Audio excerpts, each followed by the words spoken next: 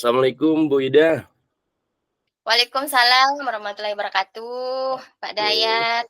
iya. Baik, bagaimana kabarnya hari ini, Bu? Alhamdulillah baik, Pak. Bagaimana kabarnya Bapak? Alhamdulillah baik, sehat Bu, sehat-sehat.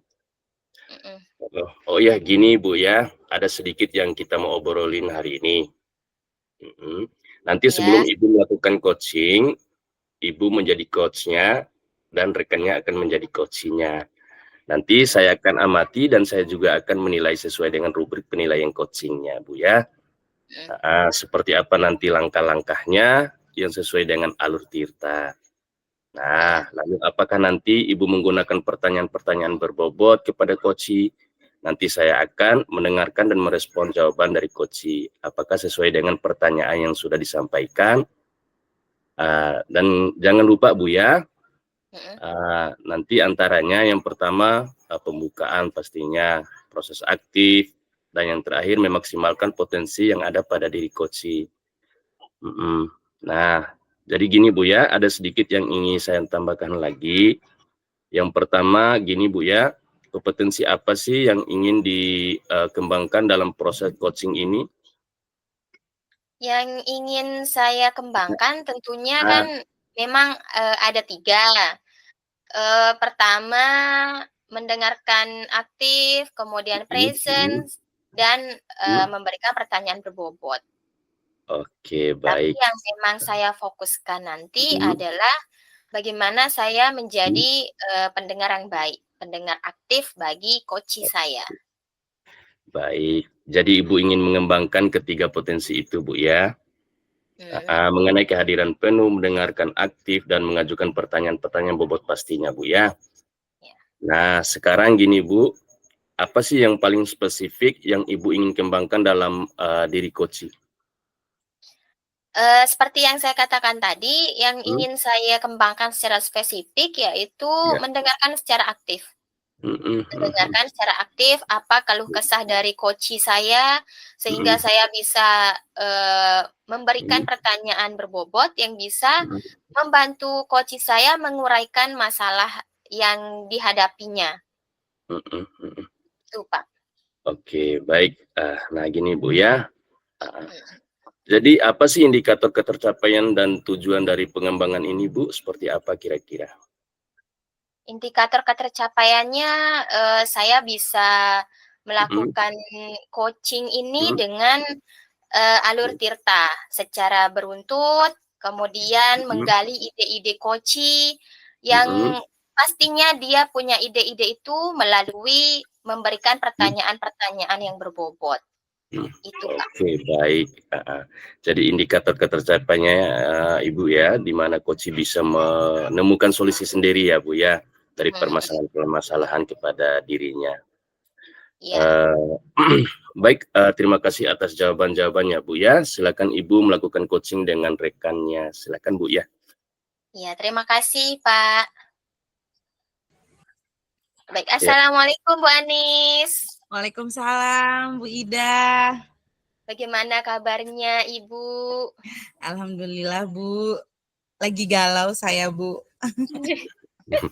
Jadi, Ibu nih lagi galau. Kalau Mm-mm. boleh tahu Ibu galau kenapa? Saya sedang menerima banyak keluhan Bu. Heeh, Saya dari apa namanya dari teman-teman gitu ya. Tapi ini bukan keluhan dari murid ya Bu. Ini mhm, dari rekan-rekan guru gitu yang mhm, mengeluhkan beberapa hal lah kepada saya. Kebetulan di sekolah saya itu kan guru penggeraknya cuma saya sendiri ya Bu. Jadi ya, teman-teman itu belum ada pengalaman gitu untuk apa bagaimana cara memanajemen kelas yang baik dan sebagainya begitu. Jadi saya menerima beberapa keluhan lah Bu. Itu yang bikin saya galau nih. jadi beberapa keluhan dari, mungkin lebih banyak guru yang mengeluh jadi Bu ya, yang Iya. bagaimana manajemen kelas, nah itu yang Mm-mm. ingin Ibu, apa, obrolin dengan saya.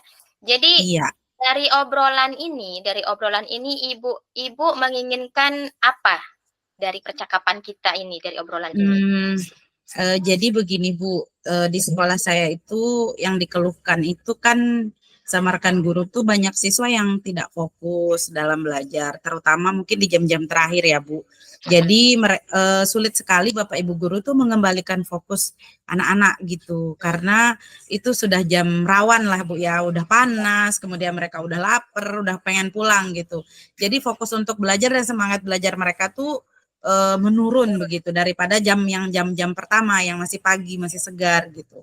Nah, nanti saya inginkan saya tuh mendapatkan solusi gimana caranya supaya rekan-rekan guru saya ini tidak mengeluh lagi Bu. Jadi rekan-rekan guru saya ini nantinya akan memiliki kelas yang maksudnya yang fokus, anak-anak yang mau belajar dengan sendirinya gitu, dengan motivasi sendiri, yang seperti itulah Bu. Saya pengennya dari pembicaraan ini nanti saya bakalan menemukan solusi gitu. Apa yang harus saya lakukan untuk rekan-rekan guru saya agar kelasnya menjadi menarik seperti itu, Bu. Baik, kalau ini kan Ibu Anis kan obrolan kita ini berasal dari keluhan-keluhan guru. Iya. Nah, dari berdasarkan keluhan guru-guru ini apa saja yang pernah Ibu Bapak guru ini lakukan sebelumnya untuk manajemen kelas di jam-jam terakhir, jam-jam rawan? Ya diteriakin aja Bu. Jadi Bapak Ibu guru itu berusaha menenangkan tapi dengan cara yang cara jadul lah Bu, cara lama gitu, kayak dia marahin ya, disuruh tenang, disuruh diam, atau kadang ngetok meja gitu supaya mereka memperhatikan gitu, atau nanti mereka disuruh maju, yang tadinya ribut disuruh maju ngerjain tugas gitu, ngerjain soal di depan gitu. Paling itu aja sih Bu yang dikerjain, dan itu tidak efektif sama sekali. Ya, mungkin karena ketidakefektifan dari cara-cara yang sudah dilakukan itu, makanya ada unek-unek yang Iya, betul, ya. betul Ibu, betul. Kalau misalkan nih, menurut Bu Anis, kelas yang ideal di jam-jam rawan itu menurut Bu Anis itu seperti apa? Yang jam-jam rawan itu. Menurut saya di jam-jam rawan itu atau jam-jam terakhir itu harusnya kelasnya tuh fun gitu, menyenangkan, kelas yang seru, kemudian mereka berlomba-lomba untuk mau mengerjakan tugas ataupun mengerjakan produk-produk yang akan mereka kerjakan atau proyek-proyek yang diberikan oleh guru gitu. Ya tentunya dengan banyak cara ya, dari guru-guru, kekreativitasan guru-guru lah diuji di jam-jam yang itu Bu. Jam-jam rawan ya. Jadi guru-gurunya memang harus aktif, kreatif supaya anak-anaknya juga ikut aktif dan kreatif. Nah, betul. Kalau misalkan nih dari faktor-faktor yang tadi itu adalah idealnya kita kasih nilai 10. Sedangkan kalau menurut Bu Anis yang sekarang itu ratingnya berapa gitu? 5. Berarti ya memang gitu ya, memang tengah lah Bu ya. Ya syukur-syukur bisa melewati hari itulah terus. Jadi memang faktor-faktornya banyak kali ya Bu ya, sehingga kelas itu memang tidak kondusif seperti jam-jam awal. Karena memang ada yang lapar mungkin ya. Jadi faktor-faktor yang menurut Ibu yang menyebabkan kelasnya itu di jam-jam itu apa? Salah satunya mungkin ya, metode mengajar Bapak Ibu guru mungkin masih terlalu monoton. Kemudian mereka masih menggunakan metode ceramah, kemudian kurangnya interaksi dengan murid ya, dan juga kurangnya menyadari apa sih yang dibutuhkan murid saat itu dan apa yang bisa Bapak Ibu lakukan untuk memenuhi kebutuhan itu. Saya rasa itu sih faktor penyebab utamanya, Bu. Oke, itu beberapa faktor. Berarti bukan satu faktor saja berarti Bu ya? Iya, ada beberapa. Kira-kira yang sudah Ibu lakukan untuk membantu menyelesaikan permasalahan dari Ibu Bapak guru di sekolahnya apa? Nah itu Bu, ini yang mau saya bicarakan sama Ibu sebenarnya.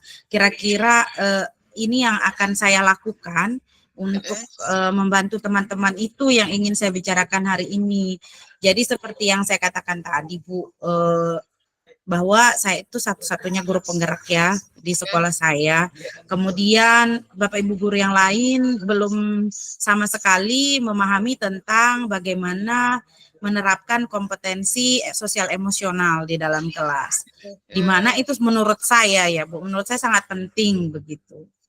Jadi ya inilah yang menjadi beban saya, bahwa saya ingin sekali bagaimana caranya memberikan pengetahuan KSE ini kepada rekan-rekan guru agar gimana caranya mereka dapat nantinya membimbing anak-anak untuk mengembalikan fokusnya di dalam kelas.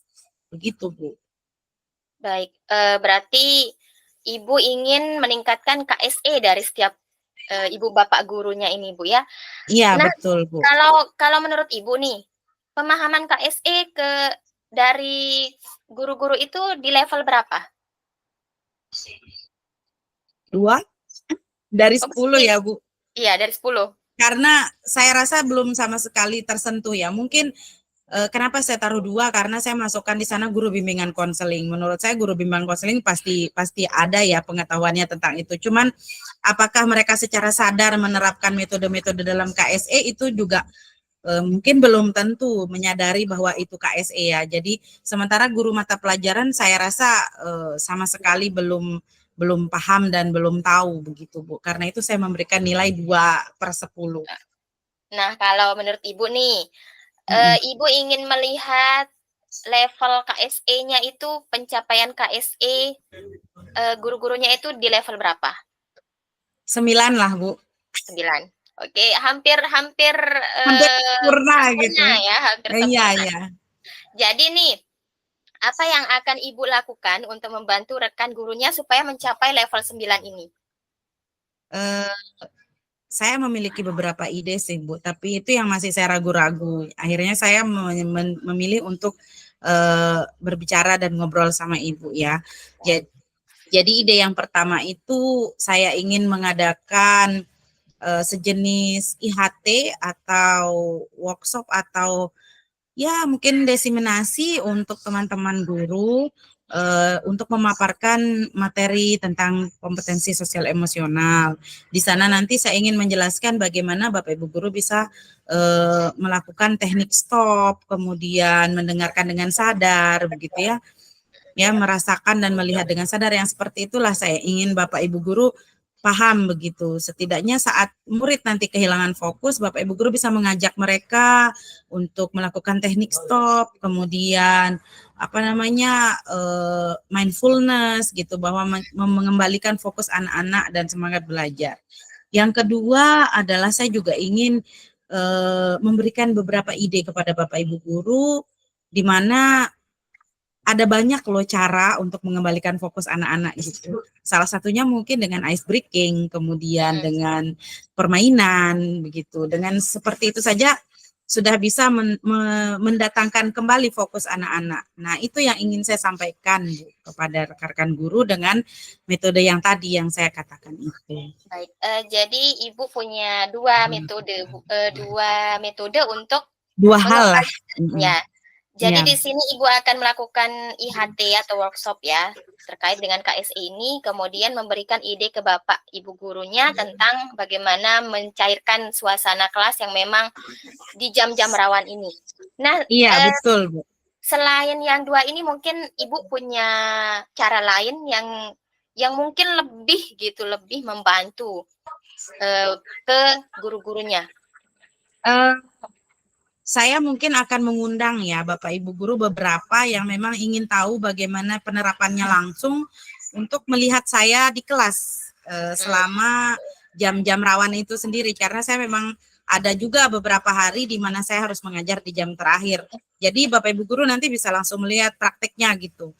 Mungkin setelah nanti IHT itu mereka bisa melihat langsung bagaimana cara saya mengajar, kemudian bagaimana saya menerapkan metode-metode KSE di dalam pembelajaran seperti itu.